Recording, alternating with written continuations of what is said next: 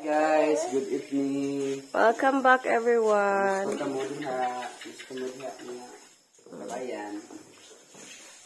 Mana puntag gagawa na naman tayo ng tinapay. As usual. So for today or for tonight, mga kabayan, nag-prepare si Loloy ng ingredients para sa ensaymada. Gagawa kami ngayon ng ensaymada. Oh, mahog na. So, meron na ditong brown sugar, salt, bread improver, skim milk, Yes. no, yes. Pinaarte man ko no, yes. Vanilla syrup. At nilagyan na rin nga pala ng margarine tsaka lard. Ito na nga yung ensaymada, mga kabayan.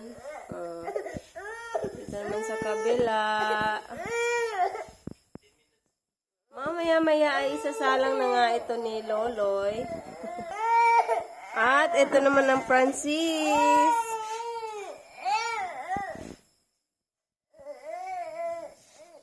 Ayan na nga po at naluto na yung ating ensaymada.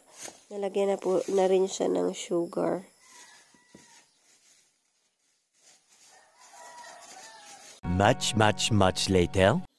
Share ko nga lang sa inyo mga kabayan, masarap talaga sa pakiramdam na may nakakapag-substitute na sa ilan sa ating mga gawain sa bahay.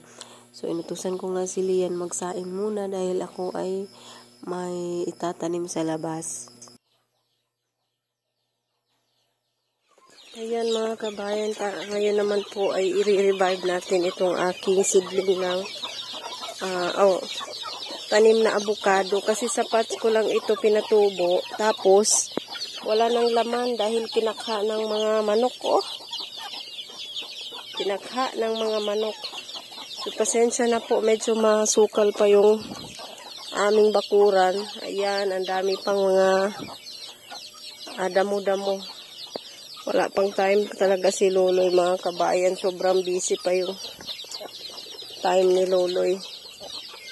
Kasi pag uwi niya galing trabaho, gumagawa siya kaagad. Kawawa na yung ating avocado dito. O kung hindi ko pa nakita ito, baka namatay na ito. Sayang naman yung ko dito. Nabuhay na sana ito. Yan, tagal ko lang sa kasi nalipat dahil nagka-injury yung aking kamay. Nagplano na sana akong ilipat to. Kaya lang na na timing naman na nagka-injury yung aking kamay, kaya ang tagal na lipat. So ngayon meron na akong dito na paglalagyan ko. Diyan ko muna lang ilalagay. Nasa gilid ng aming kwarto. So keep on watching lang mga kabayan.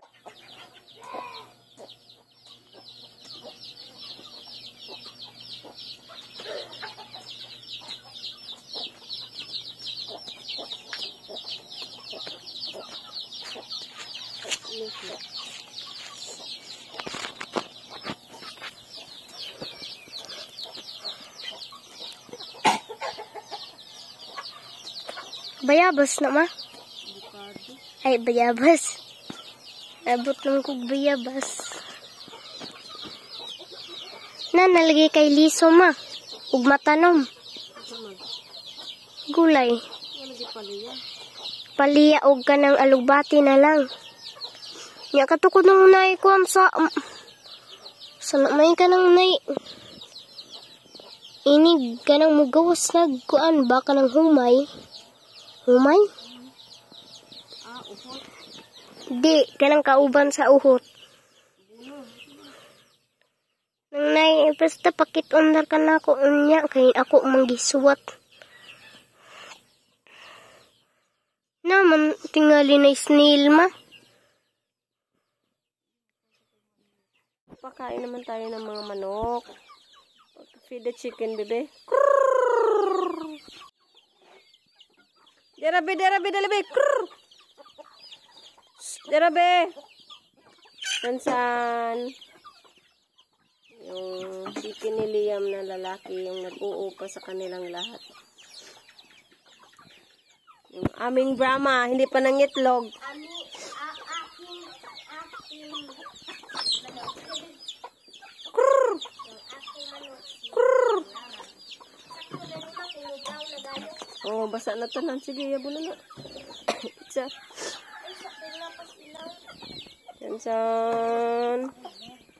Sansan, up here. Ah! Oo.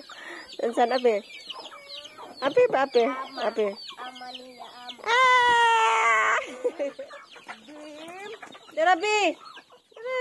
Brim, brim, brim. Asa mag-uban? Krrr! Krrr!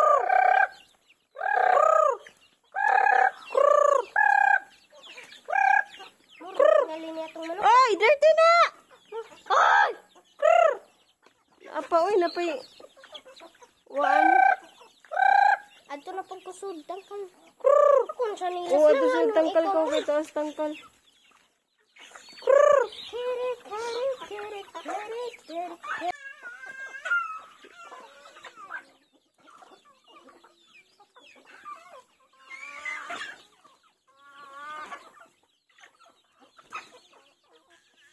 San?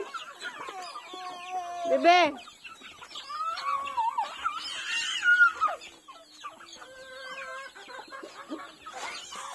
San?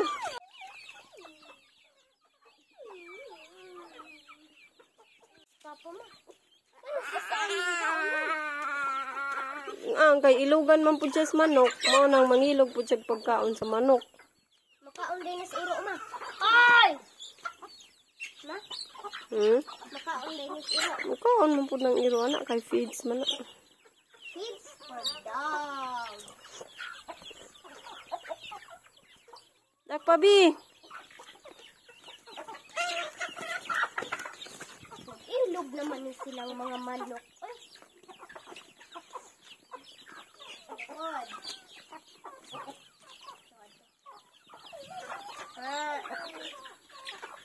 Hindi tumba na. Ay, tumbe. Labukan kasi na ron.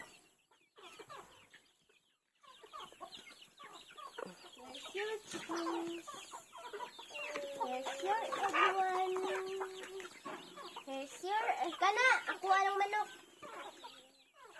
Hala, ganda ang koral! Nakadakop siya. Wa na? Sir, wa na. Sambon! Mga kabayan, meron nga pala tayo ditong ito toasted. Ayan, oh. Ito yung sa paning... Bale, ito yung production namin na ginawa noong Sunday. Hinatid namin sa isang tindahan doon, malapit kila Ate Lang. So, may return kasi siya. Kailangan namin siyang kunin bago pa siya masira para maibenta namin ulit bilang toasted na mga kabayan. Kasi yung benta sa kanila, yung bentahan sa kanila, yung malakas talaga yung benta, matatabang mga kabayan. May ilang store kasi na mas mabenta yung matabang. Meron naman, hindi magkapareha mga kabayan eh. Meron ding ganito, mahilig sa may mga palaman. Yung isang namin dinideliveran ng tinapay, nagre-request siya ng ganito. Yung matamis, yung may palaman ba. So doon pala sa kila Ate Lang, malakas yung benta pag matabang. Kaya may return. Pero okay lang, mabibenta pa naman namin ulit to. So ayan, natapos na nga si Luloy sa pagpa-production.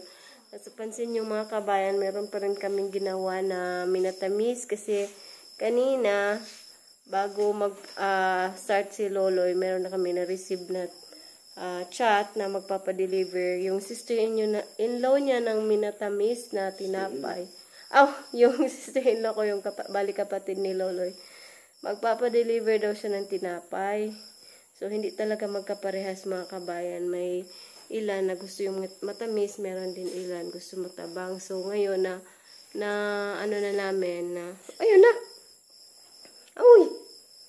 So, yun na identify na or na clarify na namin na doon malapit banda kila ate lang mas mabenta yung matabang na tinapay.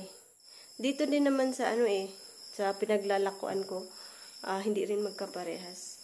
Pero mas more on sila matabang kaysa sa minatamis. So ayan, mamaya ay isasalang na yan mga kabayan.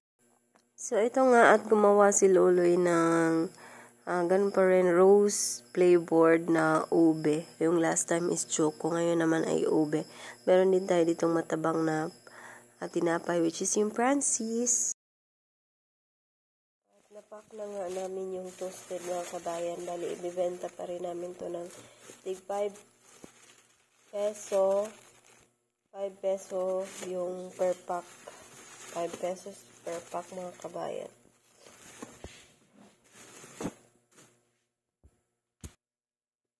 Ito nga't naluto na yung ube, palaman na ribbon. Ayan